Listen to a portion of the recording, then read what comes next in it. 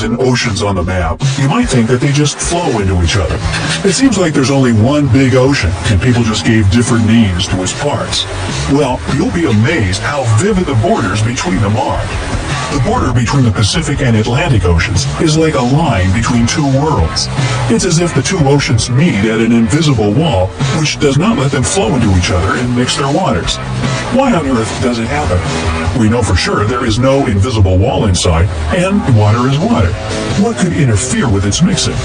The thing is that water can be different too. The Atlantic and Pacific Oceans have different density and chemical makeup, the level of salinity and other qualities. One can see by their color that they are far from being the same. The borders between the two bodies of water with different physical and biological characteristics are known as ocean clines. Haloclines, borders between waters with different salinity, are the most spectacular, and this is what we see when the Atlantic and Pacific Oceans meet.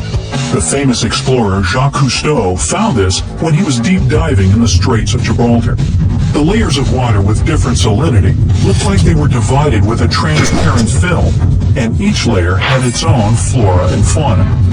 Haloclines appear when the water in one ocean or sea is at least 5 times saltier than in the other. You can create a halocline at home if you pour some seawater or colored salty water in a glass and then add some fresh water on top of it. The only difference is that your halocline will be horizontal and ocean haloclines are vertical. If you remember a couple of basic things from physics, you might argue that a denser liquid should finally end up lower and less dense higher. If that were true, the border between the two oceans would look not like a vertical line, but as a horizontal one. And the difference between their salinity would become less obvious the closer they got to each other. So why doesn't it happen here? Well, first, the difference in density of water of the two oceans is not that great for one of them to get down and the other to rise up. And yet, it's enough to not let them mix. Still, another reason is inertia. One of the inertial forces known as the Coriolis force influences objects when they are moving in the system of axes, which in its turn is moving too. In simpler words, the Earth is moving, and all the moving objects on it will be acted upon by Coriolis force, deviating from their course. As a result, the objects on the Earth's surface don't move straight on, but deviate in clockwise order in the northern hemisphere and counterclockwise in the southern. But the Earth is moving slowly. It takes a planet a whole day to make a full circle around its axis. That's why the Coriolis effect gets obvious only in long time intervals, with cyclones and ocean flows. And this is why the direction of flows in the Atlantic and Pacific Oceans is different. It also doesn't let them mix. Another important difference between the two oceans' water is the strength of molecules' connection, or surface tensile strength. Thanks to this strength, molecules of a matter hold on to each other. The two oceans have a totally different surface tensile strength, and it also doesn't let them mix. Maybe they could gradually start mixing with time, but as the flows in them have opposite directions, they just don't have time to do this. We think that it's just water in both oceans, but its separate molecules meet for just a short moment and then get carried away with the ocean flow. Don't you think, though, that only the Atlantic and Pacific Oceans don't get on well with each other? There are a lot of places on the planet where water in the two seas or rivers doesn't mix. There are also thermoclines, borders between water of different temperatures, like the warm water of the Gulf Stream and much colder North Atlantic Ocean. Chemoclines are the most amazing ones.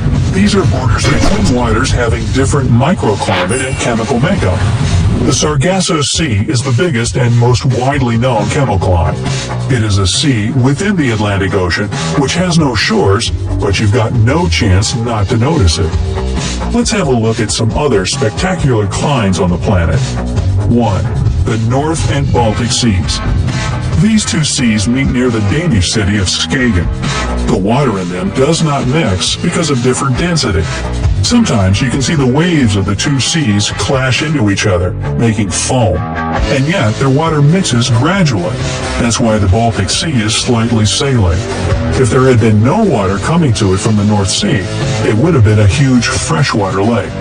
2. The Mediterranean Sea and the Atlantic Ocean. They meet at the Strait of Gibraltar and have a different density and salinity, so their water does not mix too. 3. The Caribbean Sea and the Atlantic Ocean. The place where they meet is near the Antilles and looks like someone has painted water with different shades of blue.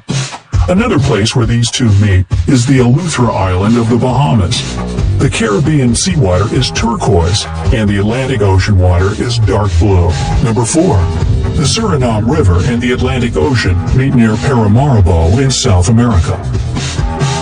5. The Uruguay River and its afflux. These two meet in Misiones province in Argentina.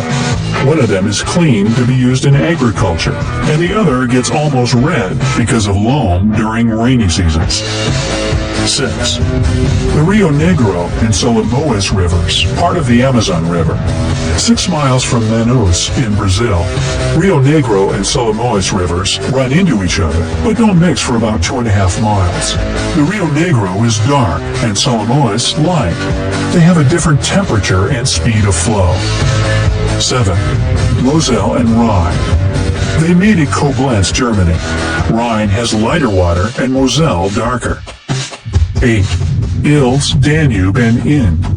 The junction of these 3 rivers is in Passau, Germany. Ilz is a small mountain river to the left, the Danube is in the middle, and Inn is the light river to the right. Inn is wider than the Danube here, but still is its afflux. 9. Alaknanda and Bhagirathi rivers meet in India.